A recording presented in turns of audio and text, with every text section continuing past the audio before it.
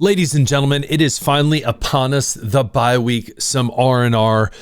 Hopefully we can get this team healthy, but it's good to finally be here. And I'll tell you what, in the bye week, the Patriots just made the right choice. Let's talk about it. My name is Aaron on the Daily Patriots content. Don't miss out. All you got to do is subscribe, hit the notification bell, boom, hit the like button. Ladies and gentlemen, we'll jump right into it. Adam Thielen released by the Minnesota Vikings. I'm going to make this quick. I'm going to make this short because we still have power rankings to talk about. We got a breakdown from Dan Orlovsky that I really want to talk about. And as well, at the end, the cherry on top, as always, a little Drake May talk, if I may. Let's roll with it. So anyways, Adam Thielen released from the Minnesota Vikings. Ladies and gentlemen, I'm here to tell you it's nothing to write home about. Adam Thielen had 8 receptions for 69 yards, and that is it for the Minnesota Vikings this year. So I will tell you, if anyone says the Patriots missed out on getting Adam Thielen, they are lying to you. We are not missing out. Again, the production from this wide receiver room from top to bottom for the Patriots has been solid. Do not believe the lies of the media saying that they missed it. The Patriots missed out on Adam Thielen. They didn't. He ends up signing with the age-old team, the team that is receiving Social Security benefits, and that is the Pittsburgh Steelers. And with him, a bunch of other old timers. But they released Darius Slay, elevated Asante Samuel Jr. to the 53-man roster. And so good for them. We should have beat him earlier this year, but that's all I got to say. And so Adam Thielen, the book is shut. We did not need him, just like the million other wide receivers that everyone said we should have went and got. No, we don't. Stop with the nonsense. So comment below, tell me what you think, but I'm pretty sure you agree with me there. Next up, power rankings. Ladies and gentlemen, in a world where the Patriots had a abysmal 2024 season, it still boggles my mind and it still makes me smile, puts a smile on my face when I see the New England Patriots on power rankings in the top 3, if not number 1, according to this ESPN power ranking. And I will say this, I think it makes a very solid point. X factor in the final stretch of the season, Christian Barmore. I do like that with Milton Williams out. The rushing attack from other teams, I would say, has gotten better in people they've played, but as well they've given up more rushing yards per game as well per carry, obviously. So Milton Williams is missed, but Christian Barmore with him and Milton Williams on the IR really needs to continuously step it up, as well as this defensive line. So I like that. I understand that. The Rams losing, and I think a lot of people would say, man, the Rams were the best team in the league.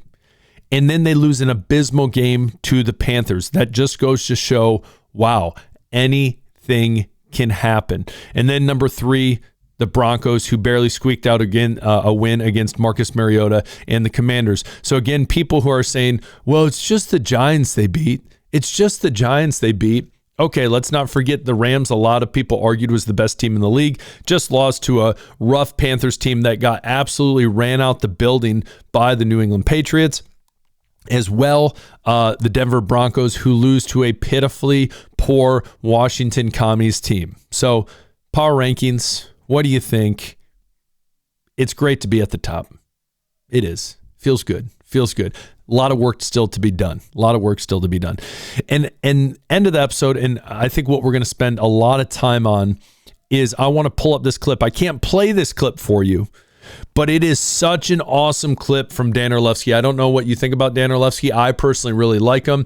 There's some people on ESPN that I'm not crazy fans about their analysts. A lot of people on ESPN, I feel like they're more of one-take wonders or hot-take wonders where they just want to grab you with a take and it's nothing to write home about.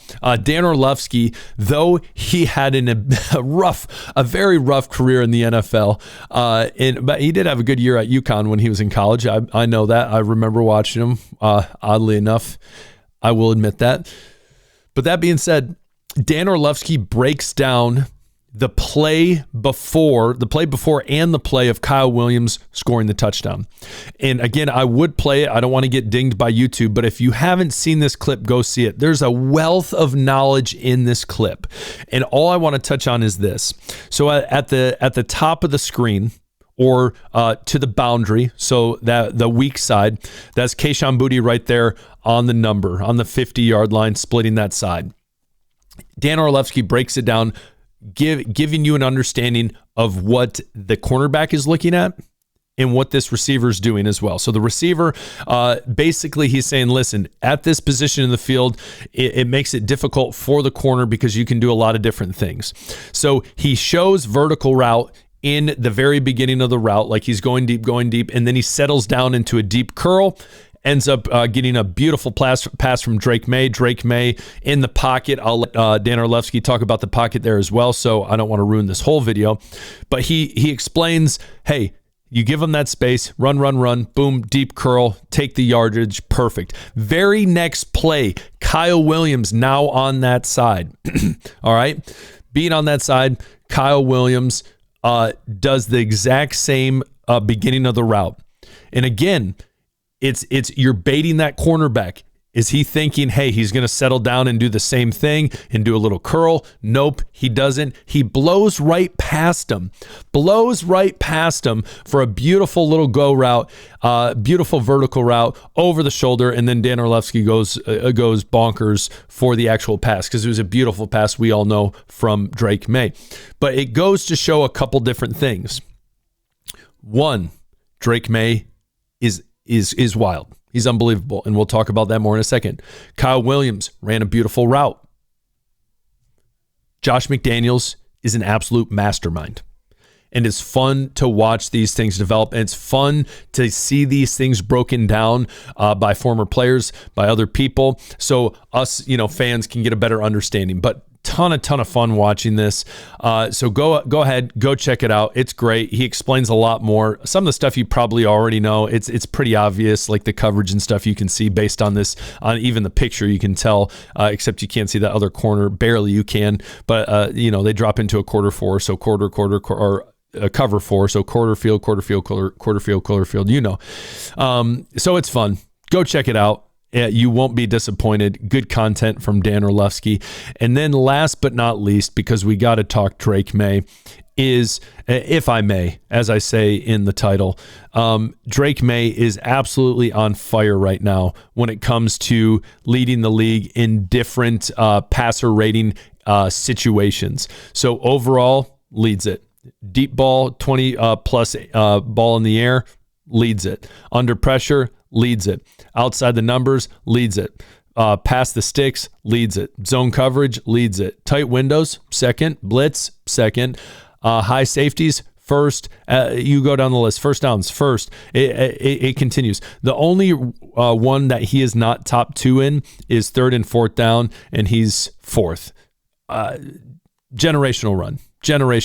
And Colin Cowherd, I meant to say this the other day, but high praise from him saying that every year, and I wouldn't say every year, because there's years that there is not a franchise quarterback that is drafted. There's not. Let's all remember the Kenny Pickett year. That was rough. But he said every 4 to 5 years, there's a, I don't want to say a generational talent, but a talent that's, Hall of Fame worthy. And he said that of Drake May. High praise. Love to see it. If I may brag about him a little bit. Boom. You're like, that is so corny, Aaron. We're going with it. I don't care. Hit the subscribe button. Hit the like button. We'll talk later. Tell me what you think about any of these things. Love to hear from you. Peace.